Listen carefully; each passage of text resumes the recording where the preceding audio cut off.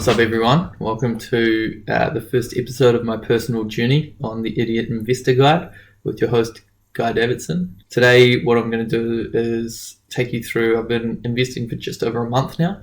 I want to take you through my Sharesies portfolio and look at the decisions I've made, the mistakes I've already made, and what I've already learned from my first month of investing, and from then on, what I've learned each month and how I'm changing the way I invest or the things I invest in. I'm just learning as well, so a lot of the stuff that you talk about with investment, I've literally learned in the last month. So it doesn't take long to learn, it's not too hard, and that's the whole point of what I want to show you guys along my journey. Just a disclaimer, I think this will be glaringly obvious, but I'm not a financial advisor. This is just for entertainment, inspiration, and education purposes. If you want to get some more detailed insights, or if you want to watch someone that really knows what they're doing, I really suggest you go over to Josh Wang's YouTube channel. He's a legend. He's really good at breaking down why he invests in things, what you should look at when you're looking for an investment, and I've learned a lot from him already, so I'm sure I'll be plugging his channel a lot throughout this series because it's a really good YouTube channel, especially for New Zealand investors. So let's get into it. So this is my Sharesies portfolio. As you can see, I've got about 2,500 in there at the moment. So this is accumulated a little bit. I've been down the whole time. So with the coronavirus going on, that was basically the reason why I wanted to start investing. So I really saw that opportunity of the markets was crashing. It would be a really good time to get in so that you get really well priced or very cheap stocks, and then take the journey on the way up. So we're actually in a really unique position right now, and it's starting to go back up. It has over the last sort of week or so. But yeah, I mean, I'm again not a professional, but I wouldn't be surprised if it had a second crash as well. So at the moment, up about 8%, which is actually like really solid. That's what you'd want to be expecting over a long term. At least an 8% return, between 8 and 12 would be pretty decent.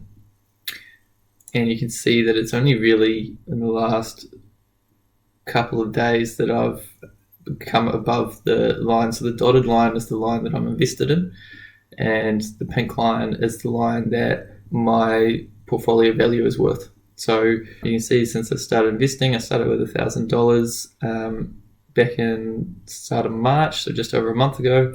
And as we went along, I was down quite a bit, and you'll see why soon. I was heavily invested in one stock, and then slowly but surely I've come up to be up about 8%. So $184.63 return. So we'll look at now what I've invested in. So this again was with no financial knowledge, no knowledge of trading or stocks. This was purely speculative, just looking at things that I thought would logically be a good investment. There was absolutely no analysis done. It was all just based on my feelings and thoughts. So one thing I've already learnt pretty early on is ETFs are really important to invest in. So you should really, I mean, it would depend, but from things that I'm reading and from videos I'm seeing, you should have, unless you really know what you're doing with picking stocks, the safe bet is to have a heavy weighting towards ETFs, electronically traded funds. And what that basically allows you to do is you can invest in one ETF, and the ETF itself will be a collection of lots of different stocks. So if we go into the NZ Top 50, you'll see that it's the 50 largest companies in the New Zealand Stock Exchange. So when I'm buying this, I'm actually buying a piece of 50 different companies. So it's a really good way to diversify your portfolio without having an unmanageable amount of stocks. You know, instead of having 50 individual ones that I'm having to monitor and keep across, I just put a little bit into the NZ Top 50 fund, and it just puts it across 50 different companies. we'll just go through the funds that I've got. NZ Property Fund. The reason why I wanted to do this is that they have reasonably high dividends for a fund, and it's a way of sort of investing in property without buying a house. So you're still invested in the property market. You're sort of a bit more spread as well than just having one house. And I just watched a few videos on doing that, and they're called REITs, basically real estate stocks. So yeah, I just thought it would be, again, just feeling my way through this and seeing what it's like to invest in the property market through stocks rather than buying a house. Secondly is the New Zealand Responsible Fund. This, I actually just looked at the price, the historical price that seemed to have a really good growth trajectory. I honestly have no idea what's in the New Zealand Responsible Fund. I was just looking at the historical price trend, and it looked like it was going in a really positive direction. It's actually performed pretty well so far. But since investing in it, I've learned a bit more about managed funds. And managed funds, as opposed to ETFs, have higher management fees. So I've since then not really been super keen to invest in managed funds, although in saying that, interesting to know that all of these ETFs, so even though they, for example, this one, the US Large Growth Fund, is invested in Smart Shares, which is a managed fund, which is then invested into the Vanguard S&P 500, which is a US ETF. It's one of the major ETFs. There's still a management fee that comes along with any of these ETFs. I'll talk about that in another video where I compare investing through Hatch versus investing through Sharesies, especially when it relates to ETFs. So anyway, I've tried to balance it out. This was in no way balanced when I first started investing, but what I'm trying to do is balance the barbell, and I'll talk about that in the next episode. Essentially, I'm trying to have an even amount in these three funds. I'll probably stop investing in the Responsible Fund, even though it's performing quite well. I think I'm going to focus in the property for dividends and just to have a foot in the property market. NZ Top 50 because it's just NZ Top 50, and the US Large Growth Fund. For now, I'll put even amounts into each one. It may be that I start to focus more on the US Large Growth Fund. You can see that I've got about almost $1,000 sitting in funds right now. And then we move to the companies. My goal is to not have any more than 5 individual stocks in New Zealand at any one time. And I'll go into that in a bit more detail over on my 2020 goals video.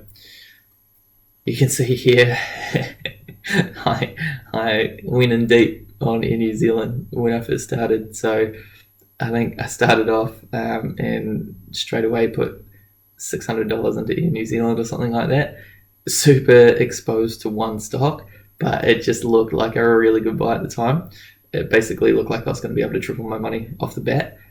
When I say off the bat, over time, probably take a while. But you can see it's already up almost 20%. Not the smartest move. It's working out, and it probably will work out, but from what I've learned already, you shouldn't be too overexposed, as in you shouldn't have too much your eggs in one basket, basically. You shouldn't have so much weighting in one single stock in your portfolio. So I will balance that out over time. It just seemed like a really good buy straight away because they pay really good dividends, and it's likely that it will triple in price as it gets back up to normal rates.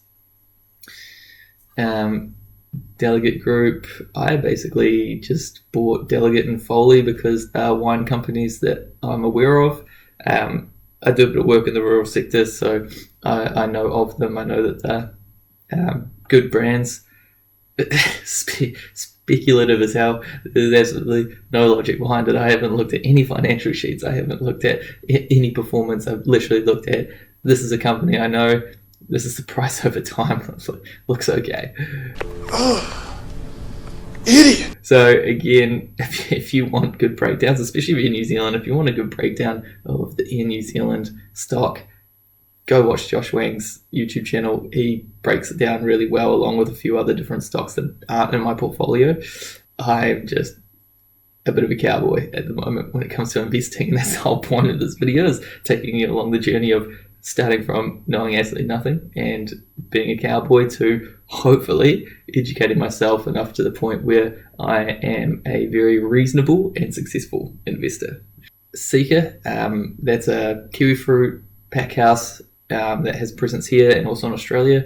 So again, I work in the rural sector, so I know the kiwi fruit sector quite well. It's our biggest export market. They've had a disease recently, PSA, so they had a biosecurity disease which impacted them hugely. So in my mind, again, I haven't done any work on the financials and that sort of stuff, but just in that context, I'm kind of drawing lines to say, okay, well, they just had a biosecurity incident in the last 3 years, so that should have impacted the share price as the production went down a lot, and kiwi fruit takes at least a year or two to come back into full production.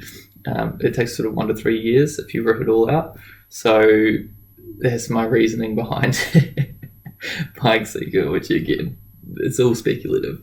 At Sky City Group, my brother actually just conned me into that. He said it was probably a really good buy, and I looked at it and I said, yeah, shit, it does look like a good buy. Again, it's up quite a lot. I actually kind of wish I put more money in. I put those 2 buy orders. So in Sharesies, you can say, I want to buy X amount of money if the price drops below this point, which is really cool because you don't actually have to buy full stocks like you do in Hatch, which I'll review in another video. But essentially, you can say, okay, I've got $50 here, I've got $10 here, and this stock looks like it's going to be a really good price. I'm willing to, it almost gives you a warning when it drops to a certain level because it will invest that initial $10 or whatever, and then you can go and look. So what I do is I will quite often set a $50 buy order, and if it's going to be a price that I think is going to be really good, then I'll leave it there and hopefully get a really good price. So I've managed to get really good dollar cost average in New Zealand because of that. And the dollar cost average is basically you buy it multiple times, and it's whatever the average of the prices that you bought at. So say you buy at $1 and then you buy at 50 cents, the dollar cost average would be 75 cents.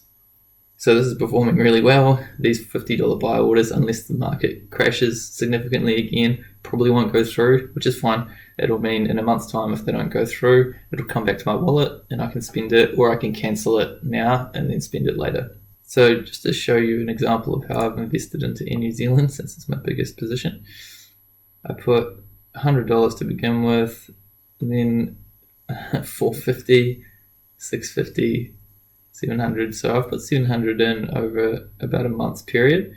And if you look at where I've actually bought in, I bought on the way down, and then I was quite lucky that I've bought basically as cheap as it could be for the last wee while. So 80 cents is a really good price. And if you look at over time, it was sitting around sort of $2.80, $3 for quite a while.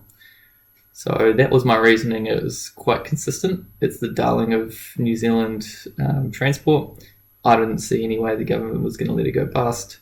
Completely speculative, but seemed logical.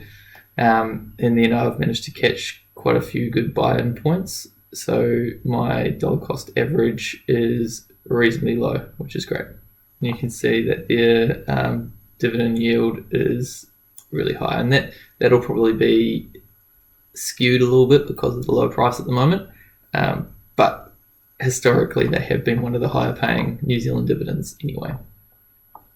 And they're run by a really good guy at the moment. So the CEO is the ex-CEO of Walmart, and he's done a fantastic job at a bunch of different places. Kiwi guy. Just read a lot of good things and heard a lot of good things about him and his management style. I believe he cut his pay in half when this whole COVID thing happened. So just seems like a really good leader, and I can imagine that he'll turn this around quite well. So I don't want to dive into each individual one too much. You can see how much I'm up on the different ones. So in New Zealand and Sky City being the major players. what I'll do is every month I'm going to be showing you how I'm performing and where I'm investing my money.